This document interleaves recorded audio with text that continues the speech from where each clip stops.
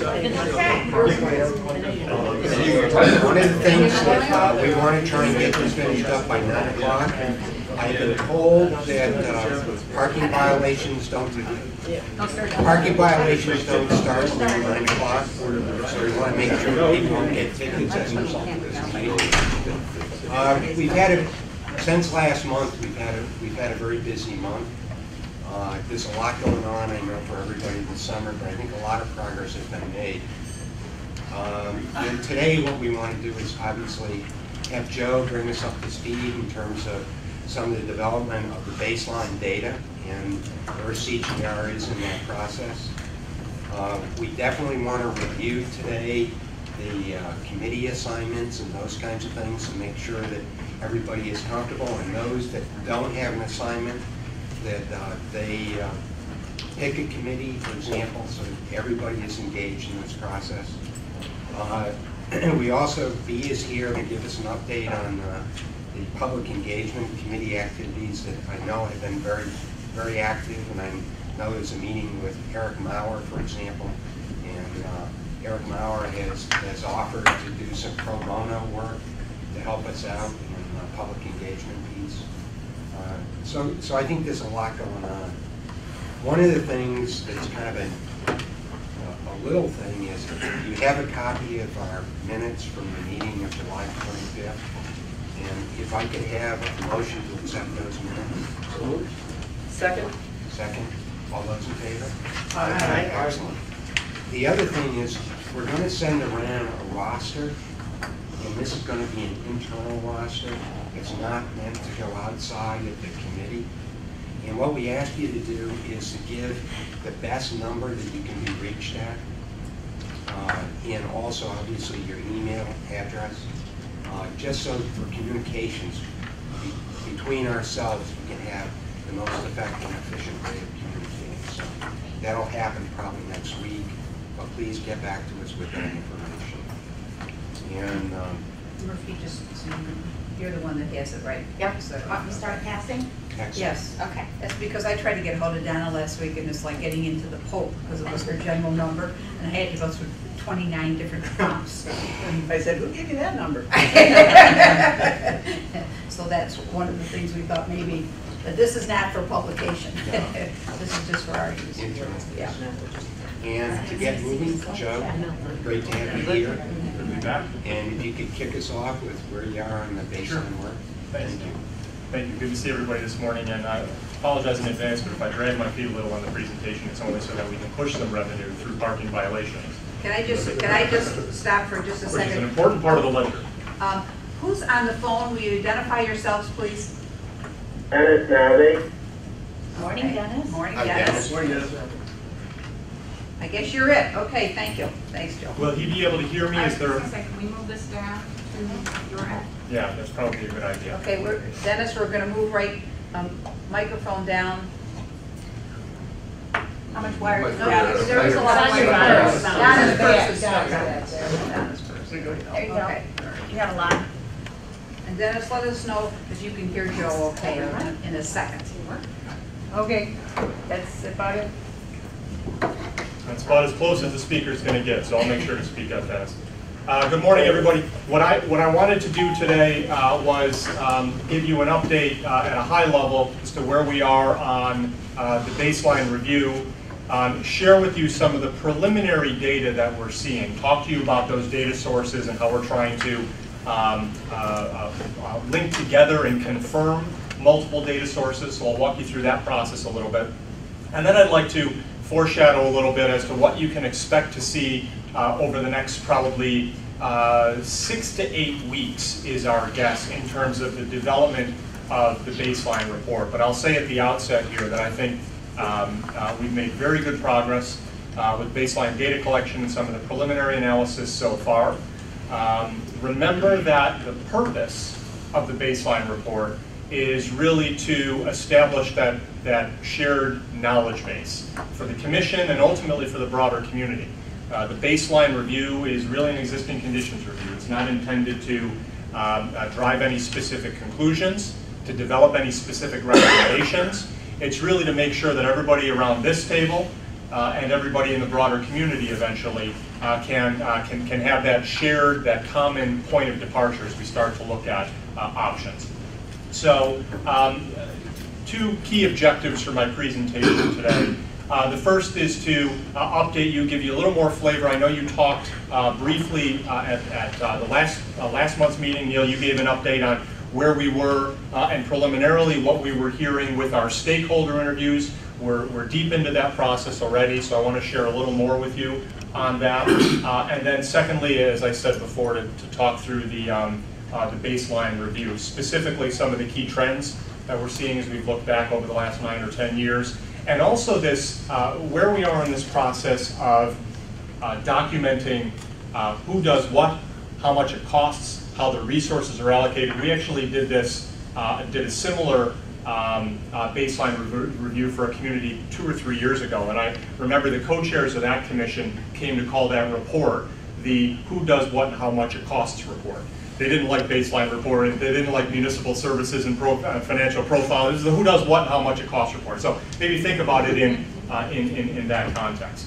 And then to start to talk through some of the differences that we're seeing between and among local governments. I think that's one of the key points that we made to the review committee, the Commission's review committee, before we were selected for this project. And certainly what we typically see in a project like this, and what's already starting to bear out, is that as you scan local governments across the county, there's some key differences. There's a lot of similarity, but there are some key differences.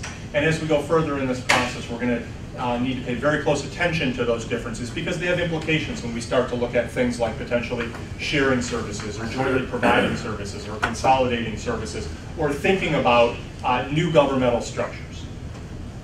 So just a quick slide here on where we are with interviews and focus groups. Thus far, we've met with representatives of 15 local governments. In most cases, these have been the chief electeds. So these have been village mayors. We had a very well-attended roundtable of village mayors a couple of weeks ago. We've done multiple meetings with kind of smaller focus groups of town supervisors, 2, 3 town supervisors at a time. We're trying to schedule them at a time that's at a time that's convenient and in a geographically convenient way. So grouping elected officials together based on their proximity to one another within Onondaga County. The primary goal of these initial focus groups is really to solicit their feedback on, number one, what they're already doing. I think everybody that, Kathy's attended a number of those meetings, Travis, you've attended a number of them as well, and the co-chairs have also. It's really the question I start each of the meetings with, is that, look, we know that, that this consensus conversation, this dialogue, this particular focus group that we're having on any given day, this isn't the beginning of the conversation on local government efficiency, local government effectiveness in this community. We know you've been doing a lot. We want to be able to document that as part of the baseline report. We do that for 2 reasons. Number one, because we want to sensitize the public to the fact that there's a lot that's already been done, right? This isn't the start of a conversation over the last couple of months. We're really entering this conversation midpoint. But secondly, as we start to think about options, maybe 3-4 months out, as we start to think about alternatives, we want, from the perspective of the local government officials and ultimately from the perspective of the general public, we want that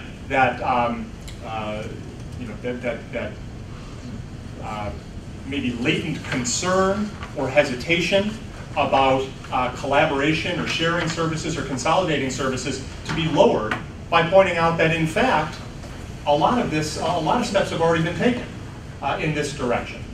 So that's the first key theme that's emerged from these meetings, is that we've seen towns and villages, the city, the county, we've seen a lot of shared services already, ranging from informal handshake agreements, a couple of town highway supervisors or public works chiefs get along well. You need one of my trucks today, well, I'm happy to loan you that and a couple of guys because next week I'm doing a big paving job and I'd like to have one of your trucks and one of your pavers and 2 or 3 of your guys. That kind of stuff happens on a pretty routine basis. That informal service sharing doesn't happen pursuant to contract. It happens because people get along.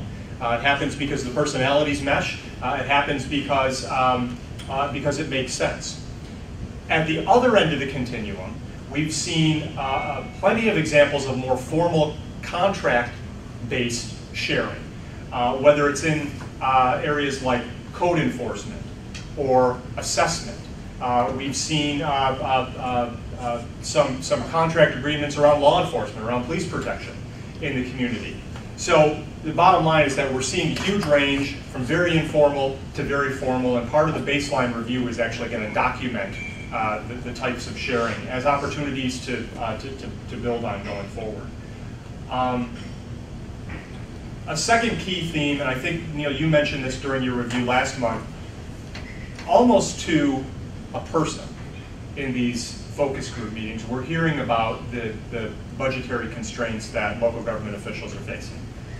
This is a particularly, won't surprise anybody around the table, right? One of the reasons for the genesis of this effort. But this is a really difficult time in which to manage a local government. Your revenues are not keeping pace with some of the biggest cost drivers that we have. In many cases, cost drivers are out of the direct control, out of the direct hands of elected officials at the local level. And that's making for some tough decisions. One of the things we heard repeatedly in both the village meetings and the town meetings is the challenge of managing in this new tax cap environment. There are difficult decisions to be made, there are difficult trade-offs, and local government officials are making those, but they're not easy ones to make. Related to that is this third theme that we heard, which has to do with public engagement throughout the community. Elected officials indicated that, particularly in an environment like we have right now, where the decisions are most difficult, the trade-offs are the greatest, public engagement is critically important. And a variety of efforts a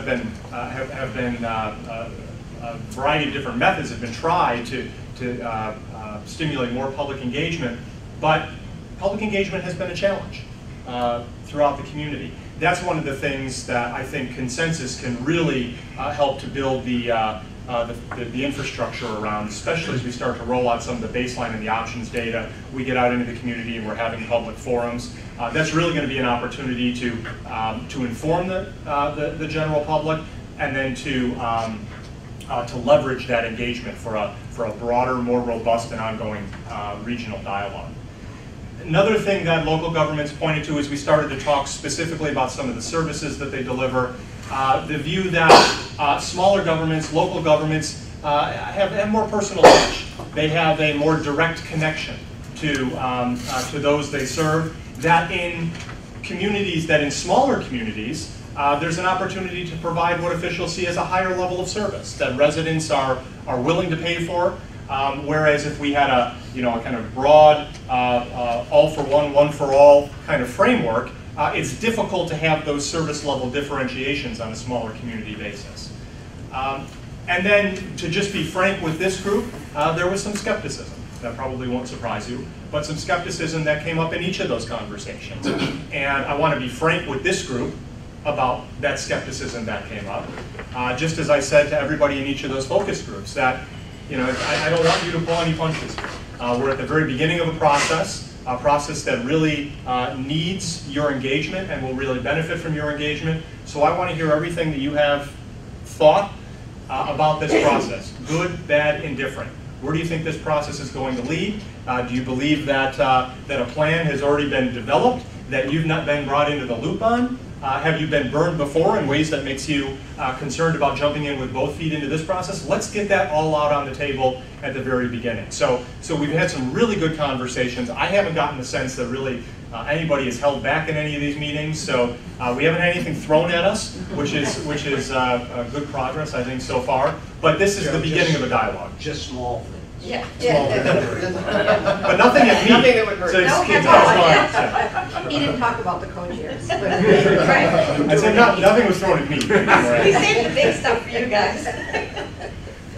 So before I go on to the baseline update, any questions on the focus groups, the interviews, what we've been hearing, or any of those key themes? Yeah. Actually, I have a comment, not a question. Whoever came up with who does what and how much it costs, has it right on. And I really like that, because I think it resonates with people. They know what we're all about. Whereas if we said baseline report, well, I was tell you last week, I was with a group from our staff, we're talking about baseline testing, which had to do with medical health well-being. And so I really do like that title, because it does resonate, and people are very concerned right now. So for whatever it's worth, I like that. You talked about the difficulty of public engagement. Is so you're talking at the town and village level? That's correct. You know, we were talking about things like attendance at town and village budget hearings. It's, you know, especially when there are difficult decisions that have been incorporated within proposed budgets. And not only around the budget hearing. So too much sometimes, not enough others? I would say, as a general rule, too little across the board. But when there's something controversial, people tend to come out more. Do you want to speak to that, Ken? The word apathy was used Yeah. in many of our meetings Yeah. by town and village electeds, that, you know, they prepare, I mean, they went to great effort to explain to Joe. They prepare lots of reports and PowerPoints and data points, et cetera, and several of them told us sometimes nobody comes. And the same, it reflects all the way down. And did they say what brings people out? When people do come out, it is for controversial issues. Like maybe no services being available? Or? No, it's more like a zone change, or like DeWitt's going through the dollar store right now, and people are upset about that, or they're trying to change the clerk there, and a lot of people showed up. But our last 3 budgets are $5 million, a little plus $5 million. I think we've had 3 people at the public hearing. No comments, passed. I mean, it's apathy. It's just. But I I wonder if they say, well, they're doing a good job, so let's let them alone. Or we can't change anything, so we're not going to show up. And that's the farthest thing from the truth. But yeah, and we do quarterly newsletters. We have a website. You know, we do all these festivals and things. In my experience, it's usually never about me. It's always about them. So people are too busy normally to participate, and things are going okay, then they're going to stay away. But I just wondered if it's if there's an effort, and I think, you know, if you think about this, through non-traditional media to get people engaged, because they can do that on their cell phone, you know, their smartphone, on their iPad, and communicate.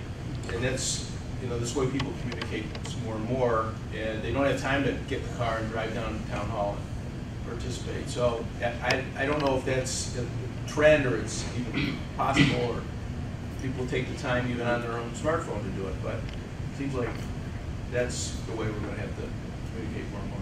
And the conversation did come up at the engagement committee meeting about social media and the use of social media and how to design the website so that it's mobile app friendly, et cetera. So because we do have to figure out different ways.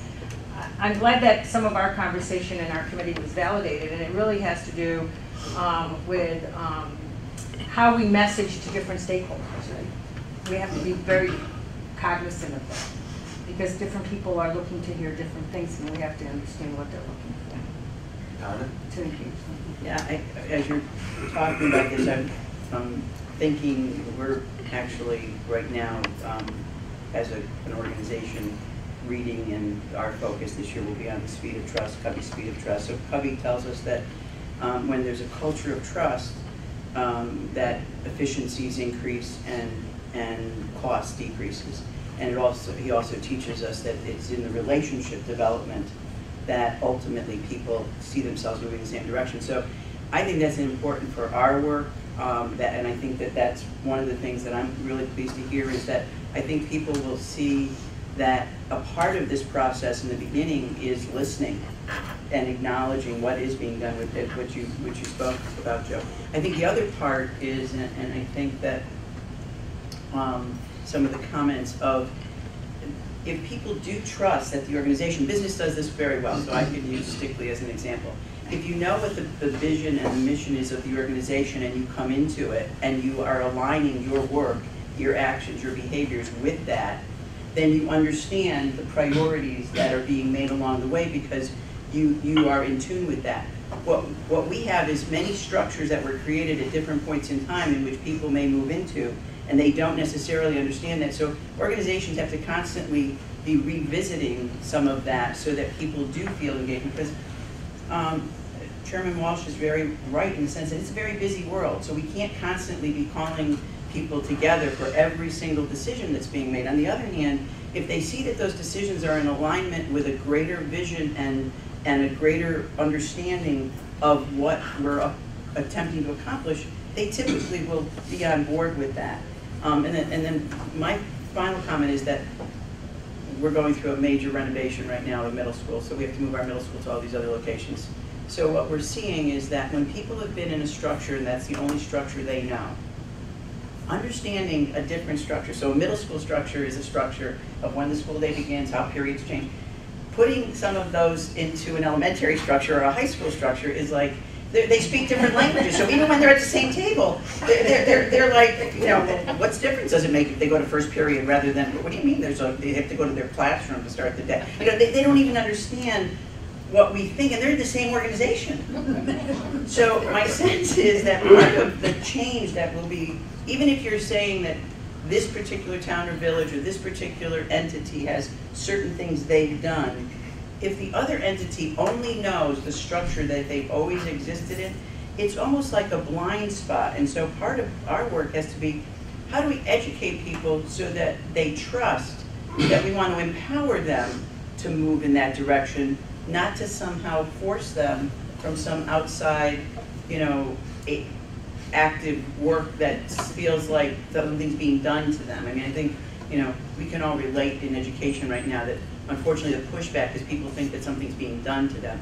But if you create a culture where people realize that you're the only best hope we have, you know, in my world, best hope we have are the fact that we have the very best of teachers and administrators and custodians, and because if it's not, I don't know who else gets that work done every day, you know. So I think the same thing applies here. The best we can hope for is whatever structures and systems are set up are such that we increase trust to increase efficiencies and effectiveness and lower cost, but with ideas and systems that can be created in a 21st century agenda. Because many of them were created in a 19th or 20th century agenda that don't have all of the new technologies and systems that one could now build in.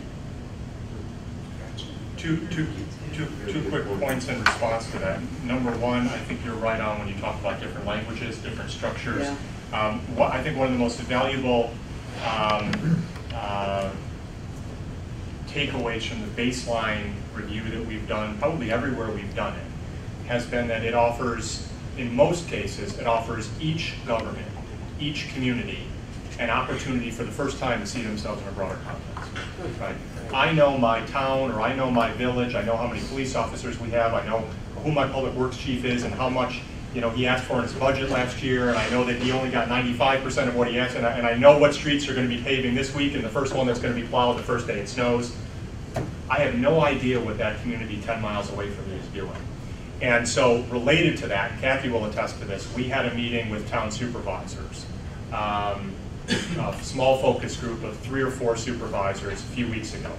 And as we were walking out of the meeting, Kathy and I were behind a couple of the supervisors walking out, and I found the conversation really fascinating, just eavesdropping on it. There was, you know, you mentioned that during the meeting. No, I didn't. You guys actually outsource that? See, I didn't know that was an option, and you know, we should talk more about that. Maybe there's something we can do there, right? So much of this is that's not a marriage or a relationship that we tried to create. It's not something that we tried to bridge, but it's an example of the offshoot conversations that will happen from this process, and why these focus groups, these group interviews are really important to building those relationships, building that trust, and also starting to increase officials and communities' understandings of what's going on just over the border, because we're also focused on what's going on in our jurisdiction, that we tend to think that the world ends at those borders. So there's a real benefit to that in this process.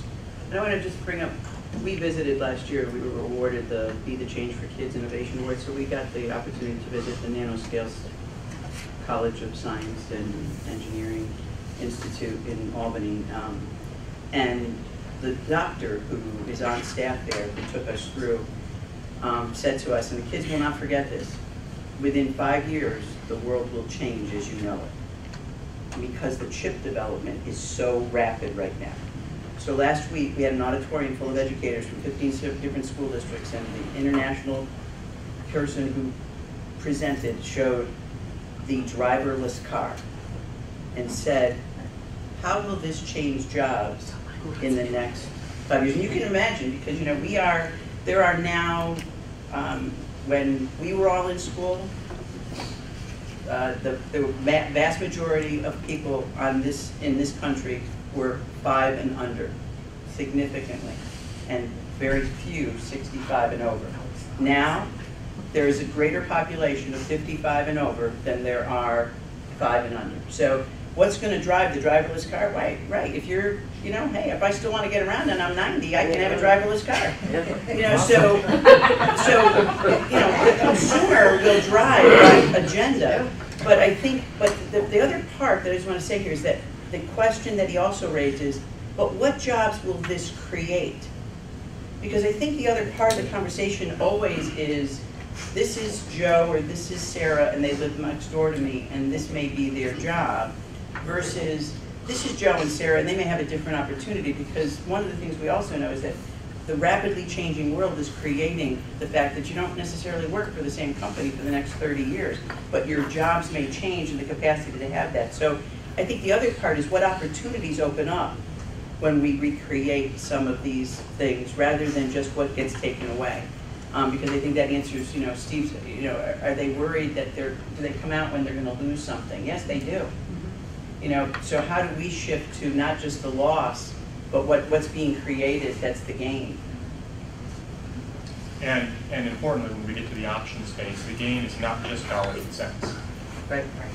The gain has to be, as you evaluate options, as we facilitate that evaluation process within the committees, this is, the fiscal implications of any particular option are going to be important, but they're only one element of that consideration, right? It's the level of service, it's access to service, it's the scale at which services can be provided. It's not just about savings. So let me walk you through for a few minutes here where we are on the baseline. I want to share with you some high-level numbers. Now you'll think back a couple of meetings ago, we presented some of the high level. I think we went from 01 to 11 or 02 to 2012, something like that, just based on the OSC data. What we've done since then is we have been working with the data from the Office of the State Comptroller, which is more or less standardized for every local government unit in the county, every local government unit in the state for that matter. And we have been confirming the numbers in OSC and making adjustments accordingly based on the individual local government budgets. So there are stories behind all of the numbers. In every budget, there's a story behind the number, right? You can't look at one town that pays $100 per lane mile for road maintenance, and if they're paying $100 per road lane mile, and the neighboring town is paying $50 per lane mile, doesn't mean that one is half as efficient as the other. It may. That's only one possible explanation, though, right? So we're trying to get at what those individual explanations are. Let me give you a sense of which data sources we've been working with. So I mentioned the municipal budgets for the current fiscal year, and I also mentioned the final reported expenditures and revenues that each local government unit is required to submit to the Office of the State Comptroller. So those really are the starting points for the baseline data collection, and really where we've spent the vast majority of our time today. We're looking at the service delivery menus for each local government. By that I mean looking at every local government and documenting what services they're involved with. What services are they delivering themselves with their own personnel, or what services are they providing for? And there's a distinction between delivering and providing. Delivering means I have my own guys and gals, I'm spending my own money, my own equipment, it's a municipal service. Providing for means I contract it out to a private vendor, I contract it out to the neighboring town or village, I contract it out to a fire district, but I'm providing for it, I'm paying for it in my budget. Then we also have municipalities, bless you, we also have municipalities that, that aren't providing certain services. So documenting that service delivery menu for every local government in the county. And I have a graphic and just a few slides that'll give you a flavor for how we're approaching that. We've been spending some time looking at the tax rates, the overlapping tax rates for each community within Onondaga County. And I'll share some data on that in just a couple of minutes and talk about why that's important. I don't have graphics on these next two pieces today, but two of the other areas we're looking at, facility deployment for every local government in the county. So we're looking at general purpose facilities and how they're deployed around the county. We're looking at public safety facilities and how they're deployed, and highway facilities and how they're deployed, and what coverage, geographic coverage areas they have, so that when you look at that map over the next month or so, you'll be able to see where we're most densely covered in the region. And not surprisingly, what we found thus far is that it pretty much mirrors population density within the region. And I have a couple of graphics on population density coming up in just a couple minutes. Looking at fire coverage boundaries for fire districts, for fire protection districts and towns, for municipal fire departments, the city fire department, of course. Police coverage, same thing. And I have a graphic at the end of this as we start to talk about service profiles that'll give you a flavor for how we're looking at police coverage boundaries. And then I mentioned countywide population density. So just to share some of the key data takeaways thus far, building on what we talked about in June, an initial question: how has total local government spending changed in Onondaga County over the last 10 years?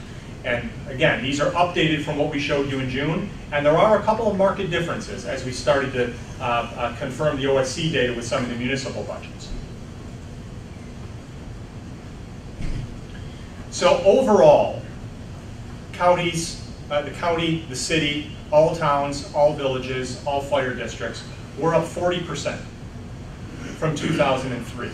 And that compares to, we've had a kind of an abnormal, certainly over the last 5 or 6 years, inflation era here.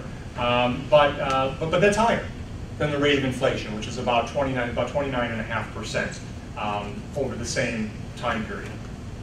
The 2013 total spend, these are general purpose local governments, so again, county, city, all towns, all villages, and fire districts. 1.8 billion. And that is, I know we talked a bit about this in June, that's about 56%, a little over 50, I think it's 56.1% of total local government spending. So without the school districts would be the other big piece of the pie.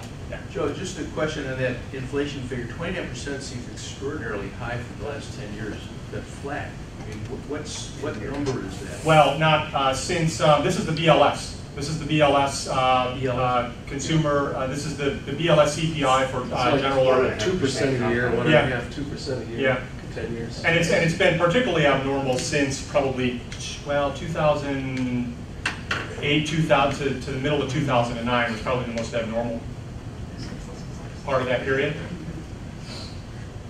Joe, just one thing to keep in mind, so while that rate of inflation is absolutely still low, what's probably going to be lower still, and what might want to look at is median family income growth over that period of time, yep. Wage growth, right? As you think sure. about the percentage of spending as a component of people's pocketbook. Yep. That's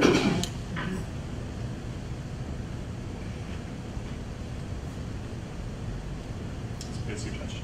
And then you're gonna show a line comparing against the benchmark median or something? We can do that on a statewide basis. Yeah. Sure. Yep.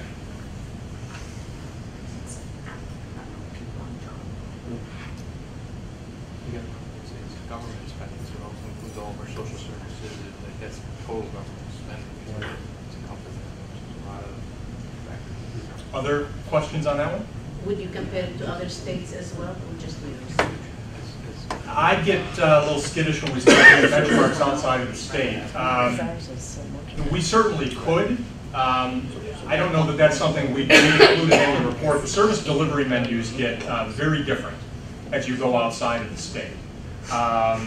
We could provide those as kind of informational benchmarks. Sure. I think what's important about that number is, we always look at New York State, Onondaga County as a place we want people to come from other places instead of going away from. So knowing that, again, these are just sort of like stakes in the ground. Sure. This is how many businesses make decisions as to where they want to locate or relocate. Sure. And when people come in here, they compare their income, their taxes, everything else, delivery of services to the states they are leaving. So it gives us a benchmark. Sure.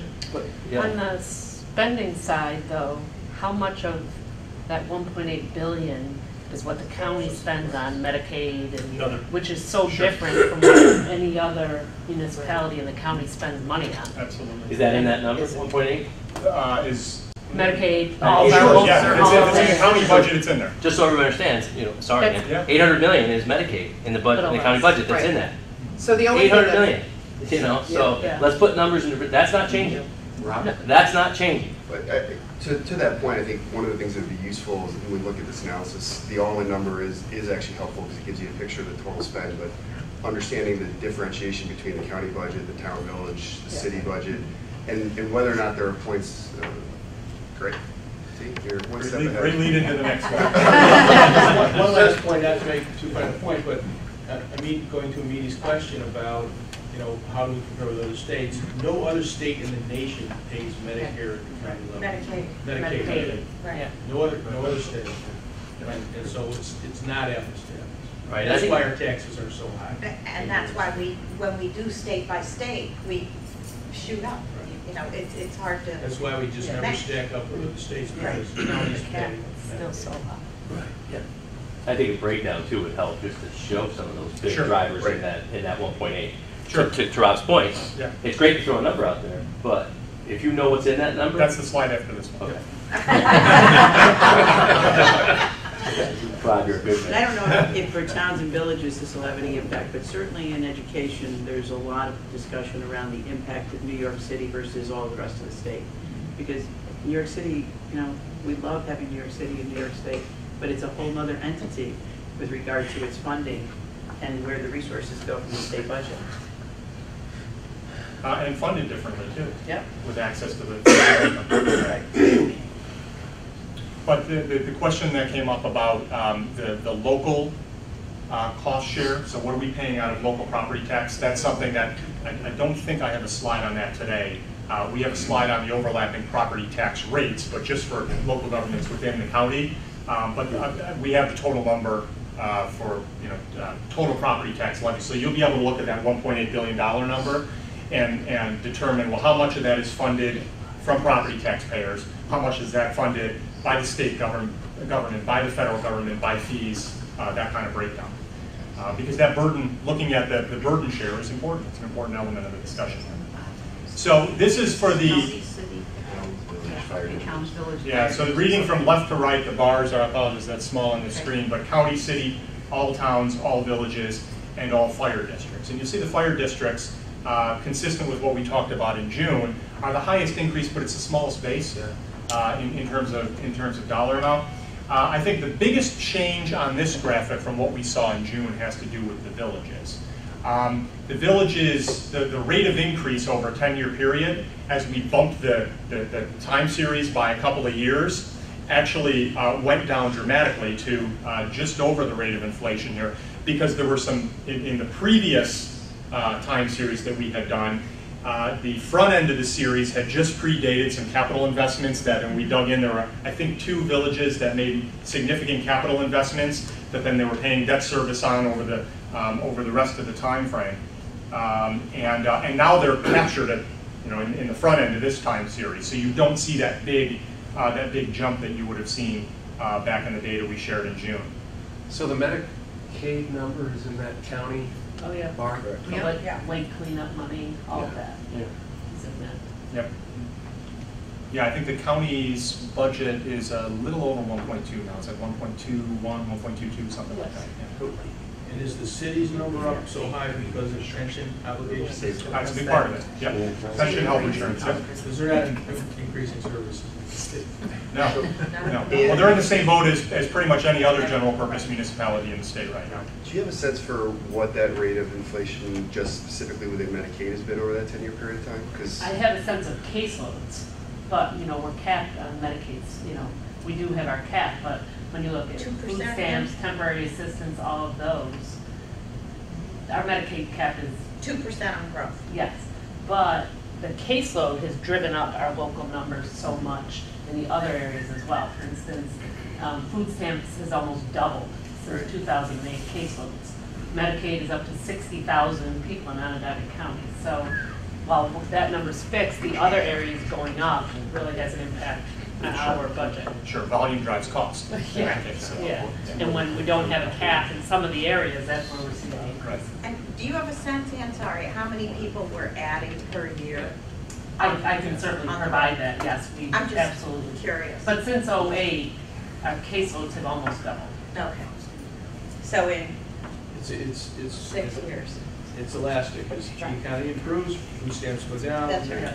But the other thing is, Job growth and happens. that's almost true except for in the area of food stamps in particular.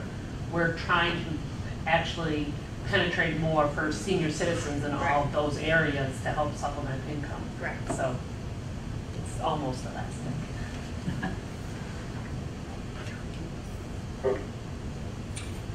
So how has, so let's break this down on an individual cost center basis then.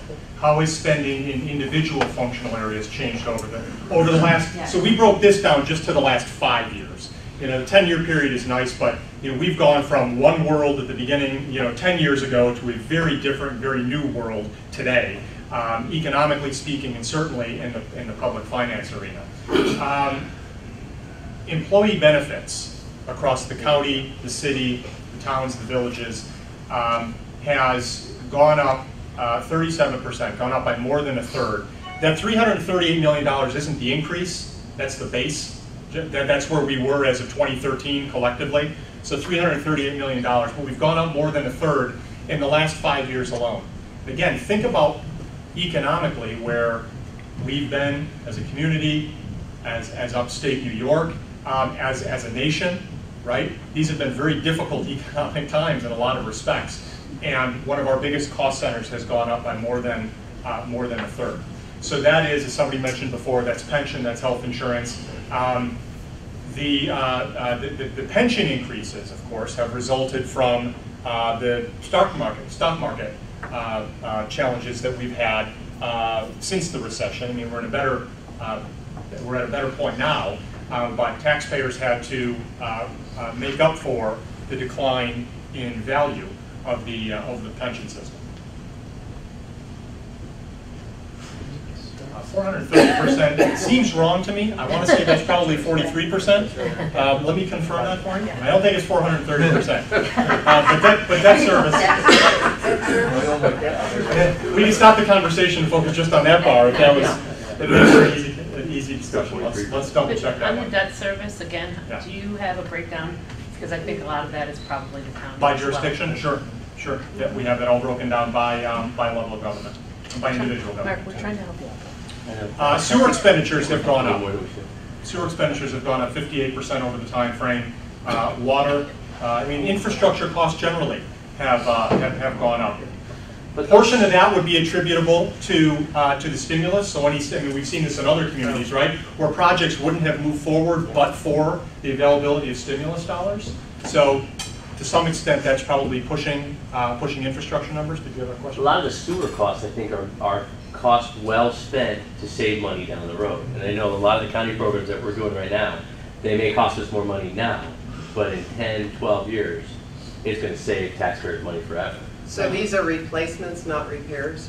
Some of them are replacements, some of them are repairs. We're reducing I&I. We're slip lining. We're doing all these things to reduce the flow going into the system and to have just sewer systems be sewer, not runoffs, not other things. So it's costing us money up front, but it's going to save money down the road. So that you've got to spend money to save money sometimes, and that's what I think a lot of people are doing right now, because the county's pushing it, and they're giving us money, and it's money well spent. And further to that, I think that's a great point, and further to that point, you can spend $1 now rather than spending $3 10 years from now to do the same thing. I just have one question. If I remember the first graphic, that there was a pretty significant dip in the 08-09 period, which, you know, was when all the economics hit us. One thing that concerns me with these numbers using 08 to 13 is that we may artificially be suppressing what the real acceleration growth of these costs is. You know, what happens if we show like a 11 to 13, a 3-year period, more in a steady state kind of situation post-recession? I just worry about this is not may not be a linear kind of thing. Sure. Yeah, I think it's, you know, trying to balance two different perspectives, right? There's we take 1 or 2 years versus the longer time horizon. Now, a lot's happened in that longer time horizon, right? But single decisions in 1 or 2 years can really impact. If we're just focusing on, say, 12 and 13 or 11 to 13, we can certainly break it down and allow people to look at it in different time horizons. Well, my only point is when you include 8 and 9 in there, that's a suppressed period. Yep. So the end result of the numbers you just showed, you know, if there's 39% growth, well, actually it's probably higher than that. Yeah. Fair enough. But I think one of those about 8 and 9, government still kept spending. Yeah, we're behind. That's true. Government was actually insulated. To a degree. I mean, is it possible to segregate operations from capital expenditures? I mean, if you've got stimulus money coming in that may skew the results here in this period, it would be helpful to see what's a long-term investment that's capital in nature and what's really your baseline operating hours. When we got stimulus, capital budget. I'm so glad you're in between. Do I need to move? No, the stimulus, well, the towns and villages didn't get stimulus, so, I mean, it's really county or city. I mean, there was, but they passed it down to us. Payments from the county that go to them. Do the towns and villages do 5-year capital budgets? Capitals, Like city does? Some do. Some of them do, Yeah, not all of them. I mean, I say that generally, not having looked for the capital plans for the towns and villages in this county yet, but in our experience, it's probably the larger towns and villages are almost certainly doing them. The smaller ones it's probably less than 50% of them are doing them. It's a good idea. We didn't finish that last slide, did we? No. We did. The last one was just social services. So on the other side here, there were some areas that either didn't change or decrease in raw spend from 5 years ago that we wanted to have on your radar screen. Public Works has stayed relatively flat. Public Works, not from a capital standpoint, but from a kind of a staffing and services and ops standpoint. Police has gone down. Police on a county-wide basis has gone down. If what's happening in this county is reflective of what's happening in the rest of the state and frankly the rest of the Northeast, this is a situation where we are reducing the size of workforces by attrition. In some cases, we may be laying off. You know, we're not filling positions as they open up as aggressively as we were 10 or 12 years ago. Does that number include your all-in cost of operating police? This is not, your fringes are excluded from this. Fringes are pulled out. Fringes are excluded because fringes were the first line in the first page. Personnel costs. This is your salary, wages, supplies, equipment. Pensions are in the first bar of the previous slide, the fringe benefits chart. Yeah. That's got more judgment. Does that include the jails? The jail? The sheriff's budget. It's in the sheriff's budget. Yeah. Is it just because there's 2 budgets of the sheriff's department? Right. There's road patrol and the jail. Our sheriff's budget is $80 million by itself. Yeah. So so that wouldn't be included in here. It's not. What is not? Jail would not be included in here. Right. Okay. So we gotta Oh. put the jail in, because each town gets assessed for the jail also. Yeah. You're right, exactly. Well, point of clarification here. So the OSC, so jail expenditures under OSC's codes are probably in a separate category. And I'm just showing you, Okay. 8 or 9, 10 categories here to give you a flavor for what's changed. There are probably between 2 and 3 dozen cost centers. So I'm just trying to give you a flavor for some of the higher profile ones. So jail is going to be in one of those others, but it's a good question. We can dig out which cost category it's in. Mental health, public health. Oh, look at Andy, zoning and planning. It's all that efficiency. He trimmed right up there. Mental health, what's the next one? I can't Public read. health. Mental health, And the public health, last and one zoning is and zoning and planning. Oh, Andy, you're Our boy. Mental health. Mental health. And bear in mind, mental health, and you'll see this on a subsequent slide, but mental health and for all intents and purposes, public health, those aren't services where we have a lot of governments in the county in that sandbox, right? We have one government involved in that. Yeah. We have one person involved in Yeah, it. So much of that money is money coming from the state. And 13 does not include your reorg, right? 13, no, No. it does not. That began this year. 14. Yeah. So now let's look at individual cost centers and how they contribute to the overall pie. So the average taxpayer, if we break down spending on a per capita, well, not the average taxpayer, on a per capita basis across the county, local government is costing about $3,800 per person. About $1.8 billion, about $3,800 per person.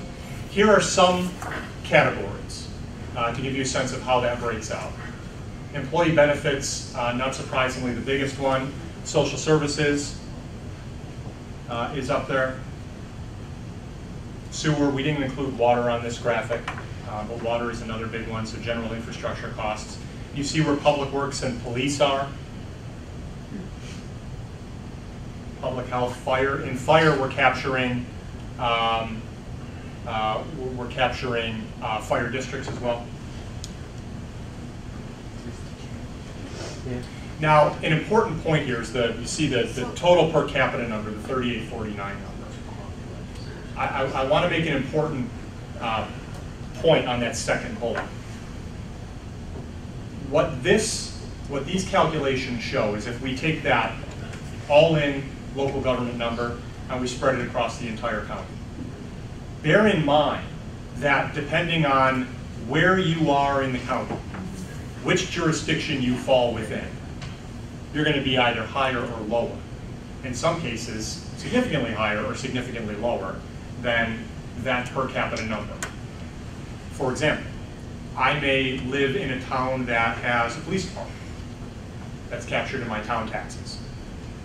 The neighboring town may have no police department. So that's not something they're paying for in their taxes. But this analysis assumes that we're all one and the same, right? It kind of eviscerates those boundaries and says, okay, if we spread the full cost over everybody, how does that pie break down? You'll see this in greater detail as we start to do the individual municipal profiles and we break out on a community by community or jurisdiction by jurisdiction basis. But I wanted to give you a flavor at the highest level. Number one, the total per capita spend, and number two, how the slices of the pie break out. Can you read, Joe, just the bottom? Employee, from left to right, employee benefits, social services, sewer, public works, debt service, police, public health, fire, probation, jail. There's your category. OSC listed as probation, jail, culture, rec, and parks. And again, this is just a sample of those cost categories. There are many more. I have a question on police. Police costs would include sheriffs. Road patrol. Okay, not state police though. None of that No. cost is in here. No. So that's so that we start at the county level and we go down here. Okay. Yeah, so you're not capturing state. And if is there a we haven't looked at this yet. Does the city housing authority, Syracuse Housing Authority, have a public safety force? I know a lot of. Yes. If they do that, if that's funded, on the federal side, then that wouldn't be captured in here either.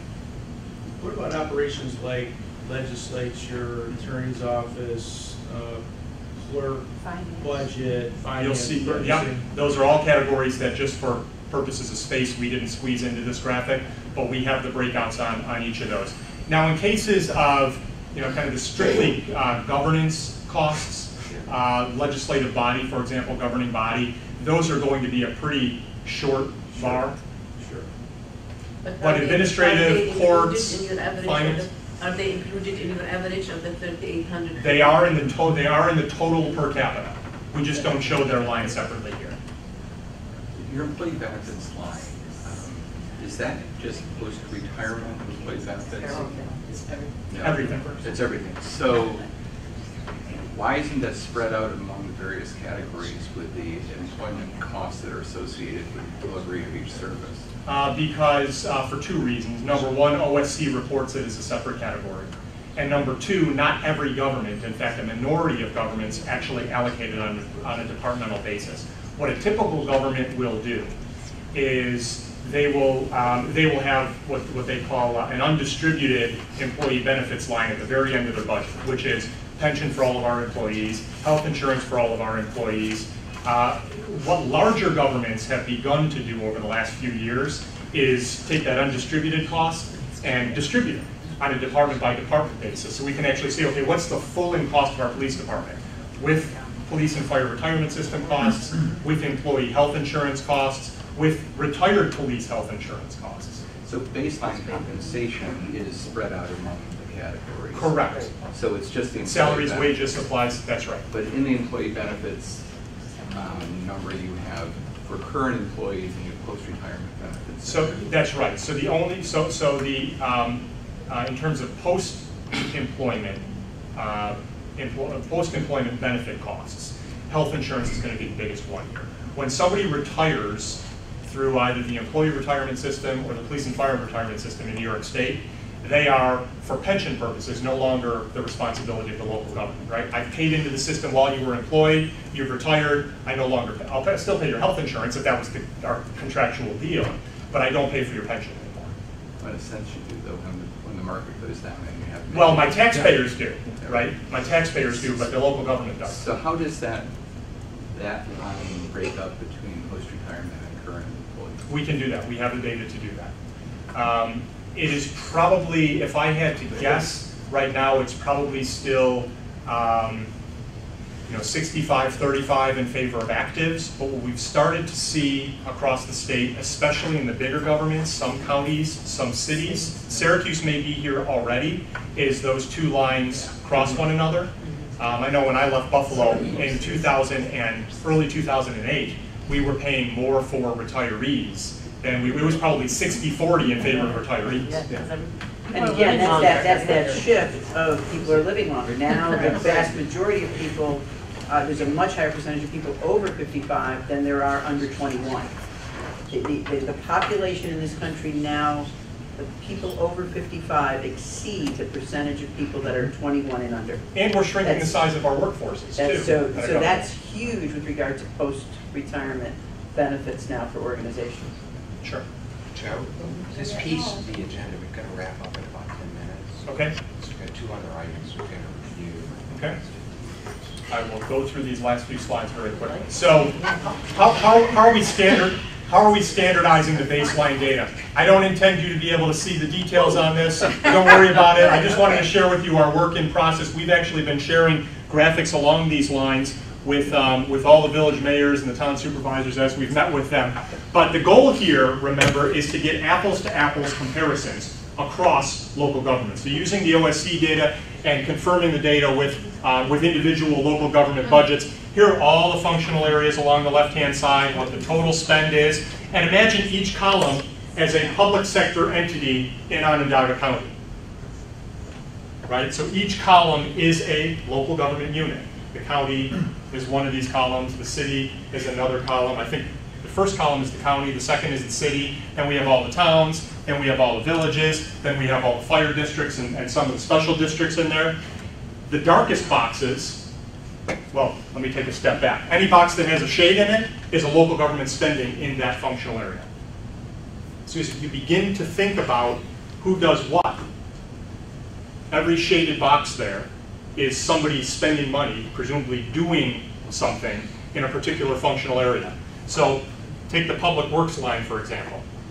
Every shaded box is somebody in Onondaga County, a local government in Onondaga County, spending money in that area. Not all public works departments are created equal. Some do different things. Some provide more services. Some provide less services. But these are all of your public works service providers in Onondaga County.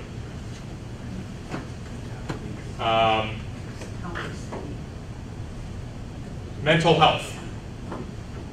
One game in town. Right? So that's how you read this graphic. And this is, again, this is a work in process as we're confirming OSC's data with the local budgets. Further to the point of who does what and how much does it cost. So this might be a little clearer for you to see. First line is fringe benefits, debt service, fire, public works, legal, and so on down the list. Each box, again, is a local government unit spending money in that cost category. So this is another step in us beginning to identify where those spending, I won't say overlaps, but spending commonalities exist. And there's a legend down here, the darker the box, the more we're spending. The darkest boxes, we're spending $1 million or more. And part of this is, as we begin to transition to the options phase 2 or 3 months out from right now, is to position the commission to target our focus on specific areas where there are A, likely to be more opportunities, and B, where hopefully the juice is worth the squeeze. To focus on something like probation, jail, or mental health, or social services, those are big spending areas, right? And we may not want to take those off the table. They're big cost burdens, but by the same token, there's one game in town, right? So from a shared services standpoint, is there really going to be opportunity there?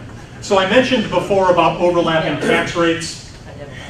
These are data from 2012 as reported by the Office of Real Property Services and the State Comptroller's Office. And I just wanted to, the ranking isn't as important as the breakdown here. And this gets to a point that I raised a little while ago, that there are multiple components that make up the taxes that I pay in any one community, right? So in a village, I'm going to have my blue or purple bar is my county tax, my red bar is my town tax, my green bar is my village tax. The city bar is also green because in terms of data and from a legal standpoint, the state treats cities as they treat villages. So that shows up as the same thing. In towns, I see some of the special district taxes as well. One of the reasons why we look at the overlapping tax rates is, number one, because it's an important fiscal measure, but number two, that it begins to give us a flavor for the diversity of spend across the community. The diversity of tax burden helps to inform our examination of the service delivery menu, right? So there are different things being done in different communities across the county, and it's important for us to tease that out. So Joe, East Syracuse is before any decisions were made about Correct. the police department. Correct. Totally before. Totally before. So that's going to eat into a chunk of the green bar. It absolutely will eat into a chunk of the green bar. So beyond the spending data, what other elements are we looking at?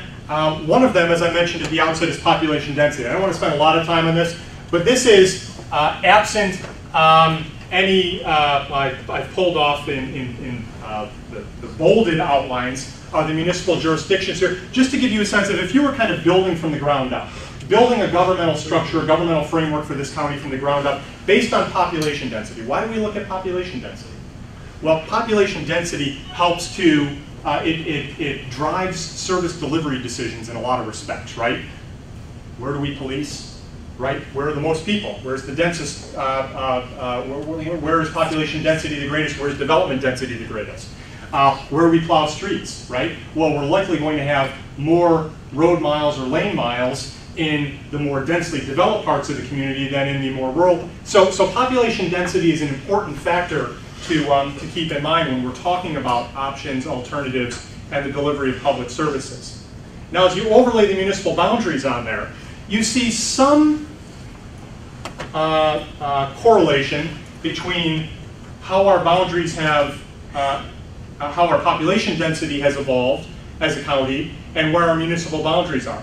But they're not perfectly aligned, right? So we're going to be looking more at, from a service delivery standpoint, more at this map. We have to pay close attention to this map because these, of course, are the legal boundaries and the legal service providers. So I just wanted to give you a flavor for the relationship between the pure density map and the boundary map. Immediate next steps then in completing the baseline data collection and analysis. The first is to continue toward the finish line on standardizing the data across governments, developing these municipal profiles. What you'll see in the baseline report, and we want to develop these so they are so they're web friendly too, and that people can access and interact with them on the website, is almost a drop-down menu where I can look at my municipality, all the baseline service metrics on it, what do we do, how much does it cost, how does it compare in a unit cost sense, what's my tax rate, how does the tax rate compare across other jurisdictions. So envision like a 1- or 2-page summary, the Bible, for each municipal jurisdiction, each local government within the county. We're going to do something then from the service standpoint as well. So irrespective of governmental boundaries, let's look at police services in the county. How much do police services cost? From an operations and a capital standpoint. What are our coverage areas? What's our call volume? How many people do we have allocated to it? So you can look at it both on the individual jurisdiction basis and then on a service basis, which are really two sides of the same coin. And of course, continuing to meet with the representatives of those governments that we've not yet met with. Last slide here I want to share with you is to give you a sense of how we're going to start looking at individual services. So we picked, for the sake of conversation at this meeting, because the data were so most readily available, police. I'm not picking on police, we just started with police. So you see the inset map of the whole county. Any shaded area here is a police department. We still have East Syracuse as a standalone police department here.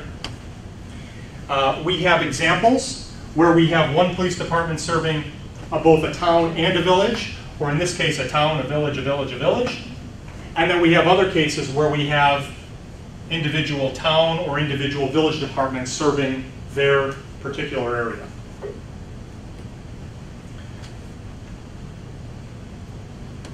So in total, I think there are 14 in total. Again, this doesn't capture the county road patrol.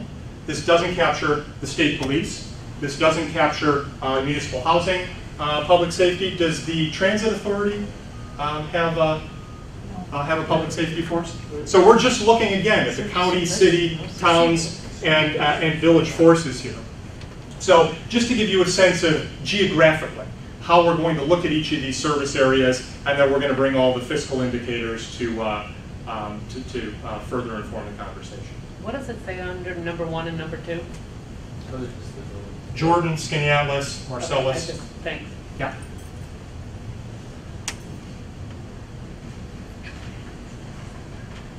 Joe. It's a one-car police department, Jordan. It may vary. Well, that's the hope. The mayor's the chief of police. And I know that Lori sent around a PDF of this slide presentation to everybody on the commission just this morning. As you look at it in the coming days, if you or your constituents have any questions on it, don't hesitate to let us know. Again, we're going to continue building on this, so these all remain moving parts, but we certainly welcome your feedback on this as we continue to build the baseline. Who does what and how much it costs. Joe, just real quick, could you reaffirm for us the timeline that you're working on for the data collection and the analysis? Data collect, well, at this point I'm thinking probably 2 to 3 months from right now, we will have the baseline complete. Okay. And by that I mean draft report to the commission, graphical elements for the website so we can begin this public engagement process. We're going to talk probably a month from now, 6 weeks from now with the Public Engagement Committee about that piece and how we can get that information out to the public. And certainly this commission we'll have an opportunity to see that draft baseline report before it's finalized. At that point, we're going to be transitioning full speed to options and alternatives. Are there any particular roadblocks or difficulties you're encountering in identifying, collecting the data that we can help with in any way, shape, or form? Not to this point. The minor speed bumps that we've hit, Travis and the county have been really helpful, and we had some issues trying to track down budgets. So at this point, it's been very good. I think the next component that may potentially pose a challenge is as we start to collect data on local government employment levels. That tends to be a bit of a challenge. Sometimes we have to massage those data loose. So we'll come back to the commission if we have roadblocks there. Great. Joe, thank you. Just can I ask one last question? Sorry. Can't help it. How can, I mean, when we first started this, I did hear some skepticism about state controller's office data.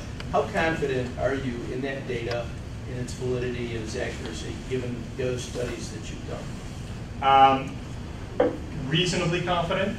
However, there's a reason why we don't rely exclusively on the OSC data, and why we grab all of the current year municipal budgets to corroborate what we're seeing in OSC, and why we've already made some adjustments to the baseline data.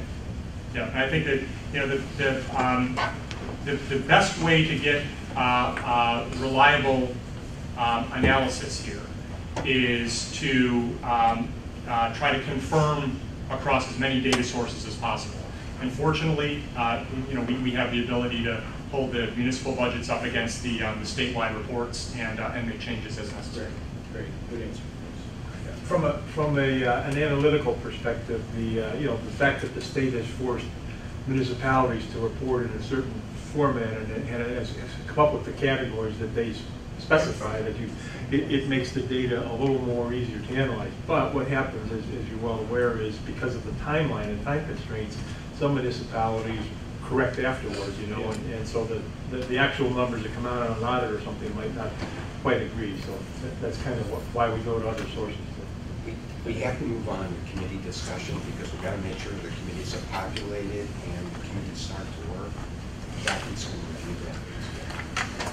Okay, I'm going to first of all ask Joe, because he's in the swing here, to explain why he decided, or why he suggested to the co-chairs that we have committees and basically what they're going to include in it. And then we're going to tell you who the chairs are, and we're going to ask you to maybe approve our selection, the three of us, that we've selected some chairs on it.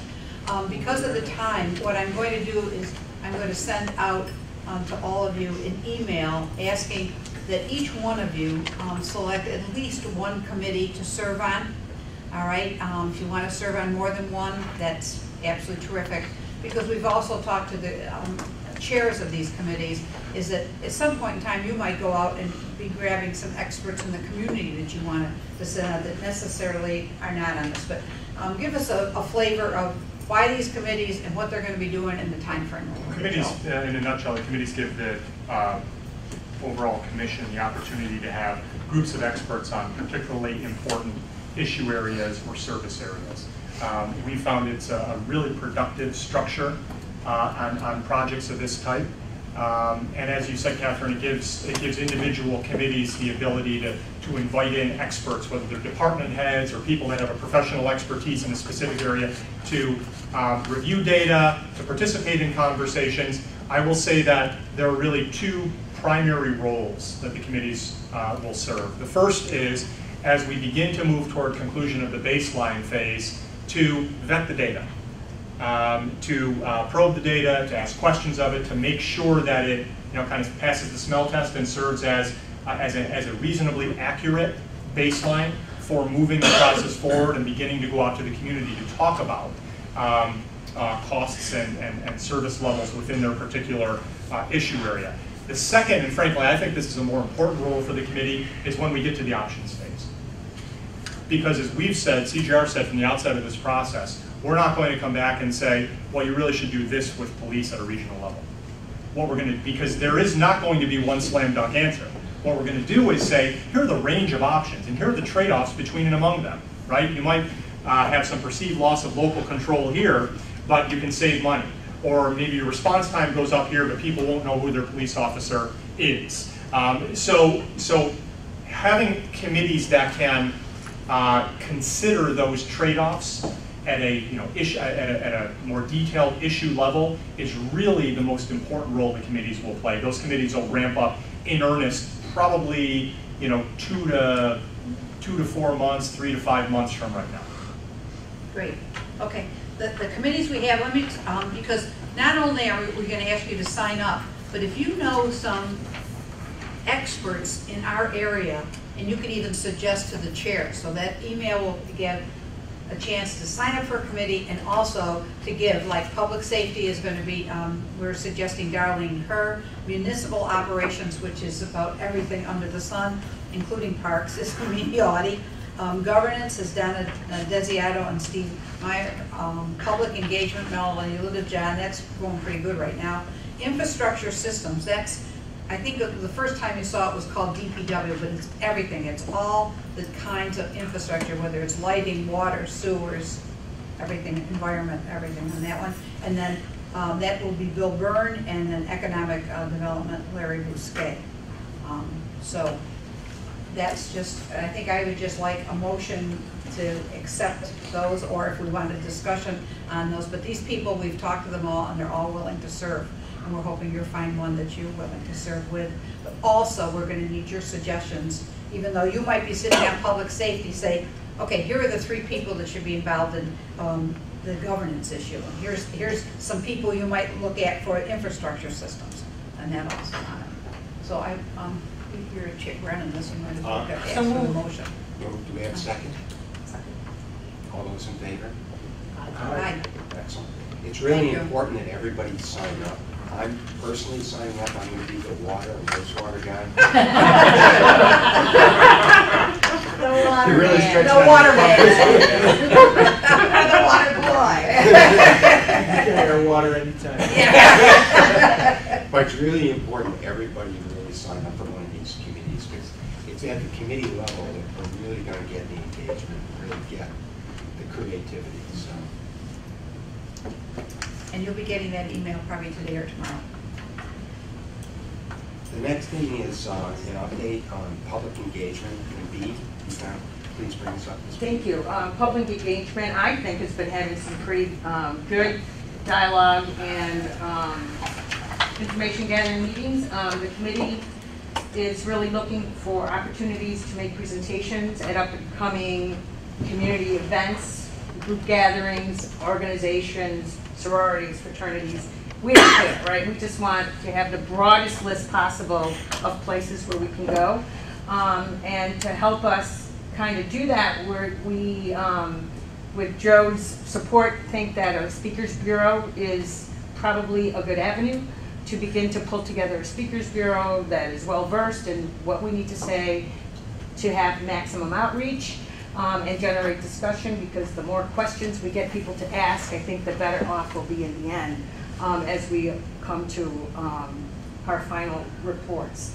Finally, the committee discussed the website and the most recent analytics and website utilization. More needs to be done to drive individuals to the website. So how do we do that, right? What are the options for that? And Mark offered his professional expertise in helping us develop videos for the website, because we think we need to start telling stories about stories behind these numbers, right? Or stories that make these numbers pop for people. And right now we're still collecting the names of organizations, groups, and places where you think our Speakers Bureau could really have an impact in terms of getting the word out. As I've been doing research on something else, I think that we might want to think about framing some of our questions and how might we, right? It's a kind of, it's an old methodology, but it's turning out to be one of the more popular ways that innovative companies like Google really get their folks out of their own frame of mind and thinking broader. So we might want to frame some of our questions and how might we. And then the other is I was looking today, and I'm working on another project, right? One county, no borders, right? The idea of that is really appealing to me. And we could draw some interesting pictures about one county, no borders.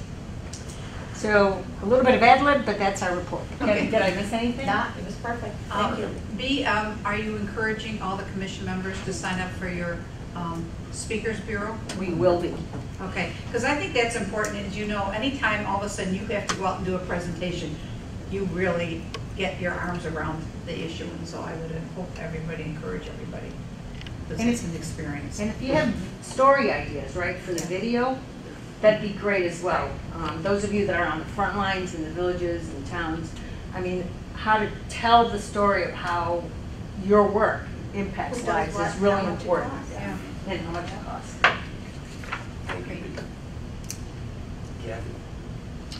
You covered mine earlier with the contact sheet, so we're good. And I will be talking to Joe. We may need our next meeting to be a little bit longer, you know, a couple hours, which means maybe a 7 a.m. start.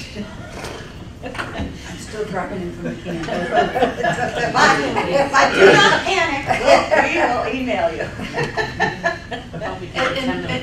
And what we hope to be able to get you, administrative item, is next time hand out a booklet where, you know, you've seen a lot of things. That will have the roster in it, that will have all the committee structure, that will have talking points, the charts and information for you, so that we'll have it all bound, so that you have it, that you can, you know, just have it, throw it someplace that you grab it. Yeah, grab I it. just added one thing. We've added any of the presentations from previous meetings are all available for download at the website. If you go to the videos page, they're corresponded with the videos of the individual meetings, Great. and they're also in the library section. So we encourage anybody, if you think of something and you're like, oh yeah, what presentation was that in? They're with the video from the thing, along with the minutes and the meeting agenda. So anybody who's questioning you about our how open we are, it's all available there.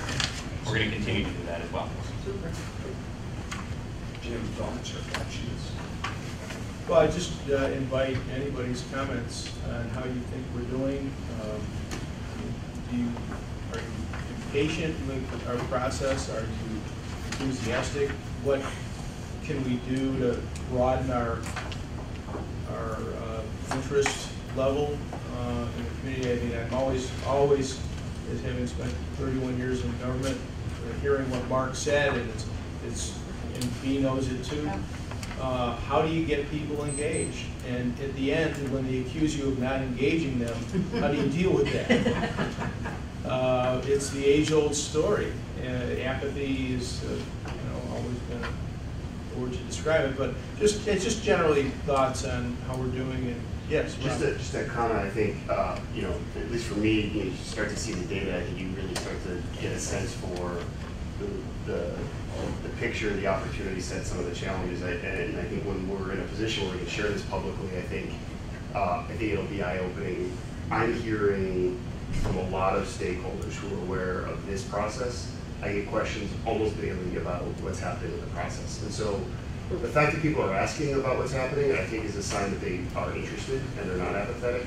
But I think one of the challenges we might want to think about is how, even before we have data to present, we need some form of communication strategy to keep those people engaged. Right? They need something. They want to know that we've met. They want to know that there's data being collected. They want to know a deadline, when it's going to be done, when they can see a report. Some kind of public messaging from the commission, I think, would be helpful to keep their enthusiasm for the process. Maybe an update that might come out mid-September or something. Yeah, or however we want to do it. I've been encouraging them to sign up as they're interested in the process, because that at least we will then have an email for them that we can think of something doing an email blast. So I'd encourage everybody that asks me a question, and by the way, make sure you go in and just click on and put your info in, so that when we have stuff that you'll be able to get access to it, and then tell them about the website too. Make sure you do. When anybody asks you a question, say, make sure you sign up, because that's going to be a great channel for you to get information. Joe?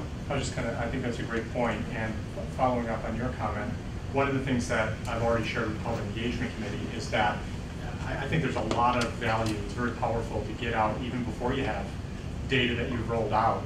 And you don't have any conclusions, you don't have any recommendations yet. That's a great point in the process in which, and I know you've been doing this, but to the extent that you can continue doing that, getting in front of more groups, it's very powerful to get in front of a group and say, we're just starting this process. I don't have any conclusions or recommendations. I want to hear from you. What are your concerns? What do you really need us to look at? From your perspective, what's possible, what's not possible. Those conversations are important, not only now, so that we can come back to those groups in 5 or 6 months and say, now we have some hard and fast data. Did you know this? What surprises you? What does this tell you about where we are as a community and where you think we need to go? So those conversations is a great point in time to have those discussions. Should we consider a quarterly newsletter? It's kind of an update of where we are, because I think this has been a wonderful process for us, and it's been an eye-opener. But the general public does not have the benefit of that, and not everybody, regardless of how many times we tell them. But there is some magic about getting somebody in your hands at home that tells you about the process. If it is in our budget, we'll do it. I was even thinking of something as simple as sort of putting out a, just publicly, whether it's a release or whatnot, sort of where we are in the flow chart of the process, right? As an update to show we've moved, a third of the way through, and maybe we announce the creation of the committees, right? Here are the people who are going to be tasked with that. I think that might send a message of progress. What's the vehicle? Is it? I wrote, we can talk about a press conference, again, with the co-chairs. We can talk about an editorial board update meeting with the editorial board. I mean, I think we have to use several vehicles to try to get everybody to see activity, action, movement. If there's not one standard anymore. They said we're going to hold your feet to the fire. Right. So it can be a good opportunity to go back to get that. They always say that. That's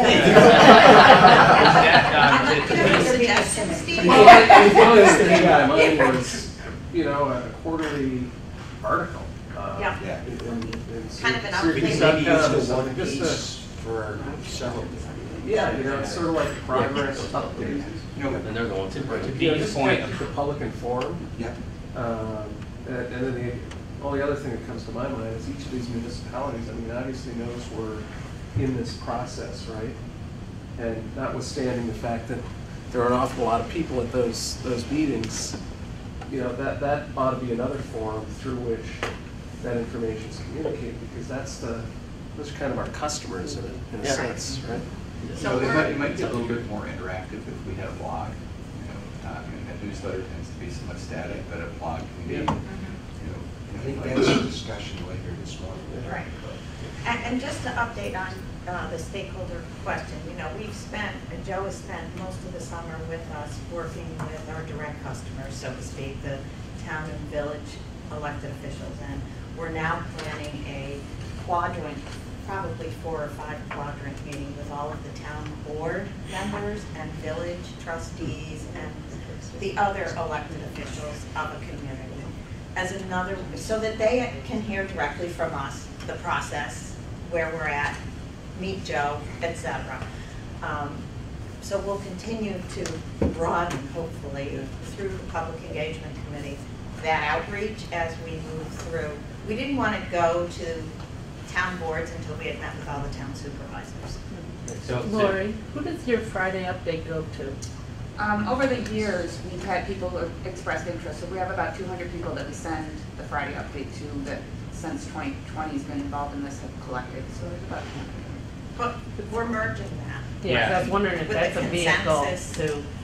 Well, the number one, the brief overview of the analytics is that our number one source of getting people to the website is Syracuse.com. So we need articles. Right. We need to push press. That'll increase people coming to the website, increase the potential that they'll sign up for an update.